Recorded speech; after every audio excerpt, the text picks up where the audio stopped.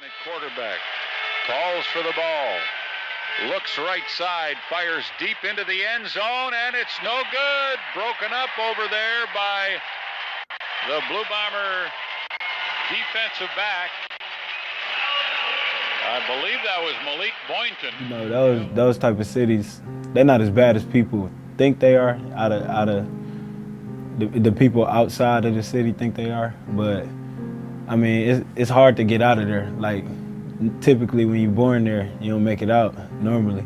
You know, when people get out of high school, they normally don't go off to college. You know, they either work in a factory or they sell drugs and live that type of lifestyle. I knew that wasn't me.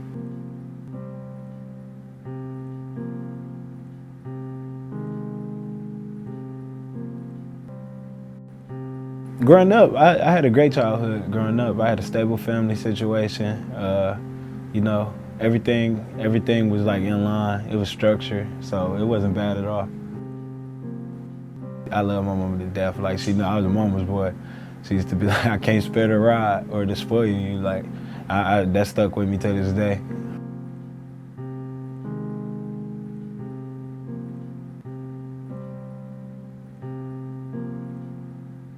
I remember that like it was yesterday.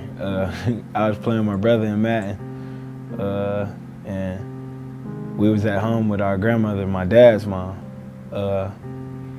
and she walked in the room and she was like, I got some news to tell y'all. And it was like, you could feel like the air out the room, like it just left the room. Like I couldn't breathe for a second because I knew, I kind of figured, at this time I was 14, I kind of figured what the news was gonna be.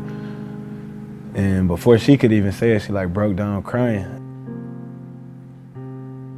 I feel like the stability and the structure of my life started to go.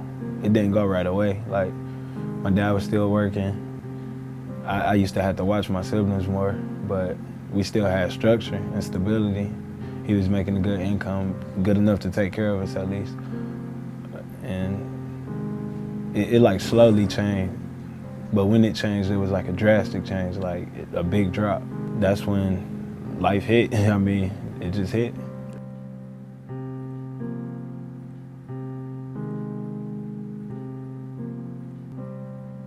I was too embarrassed at the time. I was young. I mean, I think they could tell I was going through something, or I was less fortunate than the other kids in the house at that time, but nobody knew the detail. I felt like if they did find out, they wouldn't treat me the same as they would have before, or they would look at me like in a different light, and I ain't want that at the time.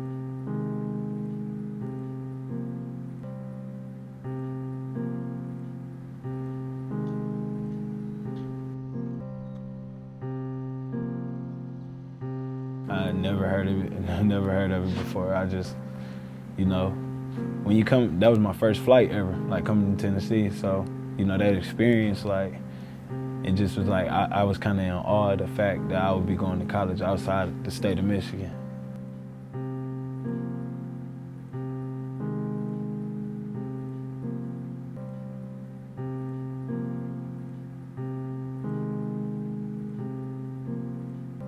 When he first got here, me and him had a rocky relationship. I don't think he always say like I was one of those guys that could have made it or didn't, like, you know. And he gave me gave me a quote that I never forgot, like, don't be a statistic, be a story. And that stuck with me. That was in one of our meetings where he told me what he expected out of me and stuff like that.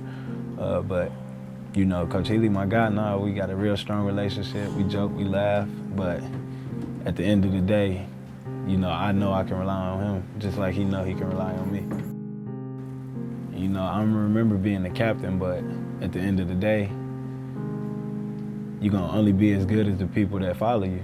And I feel like it wasn't really them being followers, it was more like a chain. Like, we call ourselves the chain gang, because we all as strong as each other, you know? And I feel like, you know, I mean, being a captain meant a lot to me, but being their captain meant more to me, basically. And when I look back on this, I'm gonna always think, like, we did what we said we was gonna do.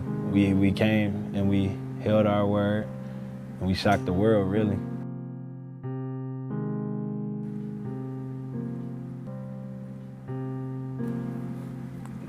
It's like a direct, it's like a direct representation, you know, what I've been through in life, and that's why I feel like it was the perfect pick for me. You know, we kind of turned nothing into something, a lot of people would say.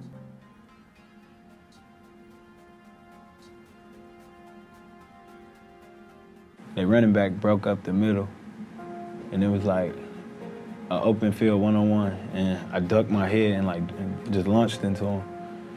And when I hit him, you know, I felt the stinger, kinda. Like it didn't feel weird, or it was just like a stinger. So I got up and I tried to tap my helmet to let the coaches know I needed a blow, like just a playoff or something. And when I reached to tap my helmet, like my arm dropped. And then I couldn't lift it back up. It felt like it was on fire. And then I moved my other arm and it felt like it was on fire again. Like both of them was down to my hips.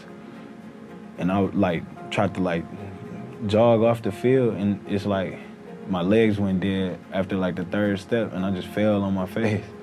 I remember they turned me over, and they was pinching me and asking me could I feel stuff, and I just couldn't feel it, and I couldn't move. I was looking up, and I just remember the sun shining down, and me just thinking man, this is the worst nightmare.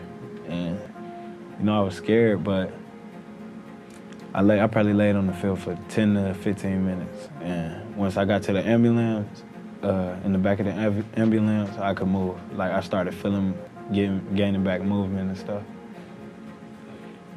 I went to the doctor in Clarksville, and you know, they tried to get me to stay overnight in Nashville, but I just had to get back because that was the game we played Mercer, homecoming, and you know, that was a night where we found out we had some sleeper guys, you feel me? We almost won, and I was just excited to get back around, you know, the team, because I didn't want to just sit in a dark room and think about stuff. So I got out, went home that night, and I just treated it like any other night. They kind of suggested that?